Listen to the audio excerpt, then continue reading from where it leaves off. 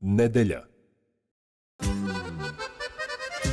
O sebi, muzici koju vole. U ovonedeljnoj emisiji otkrivaju novosadske frajle. Muzika najbrže, pre nego reč, sama reč, ja mislim da prodire u dušu.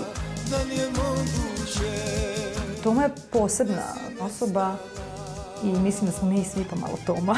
Ja nisam nikada pevala niti slušala narodnu muziku, do nedavno. I onda sam se jednog dana onako pojavila u školi sa gitarom, gde je bilo kao wow, to sam bila negde 8. razred i već sam ja tu krenula da komponujem. Frajla je devojka koja je normalna, ali ostvarila svoje snove i koja je jako srećna, a prvenstveno potiče iz Novog Sada. 3 note, nedelja, 14:30, RTV 1.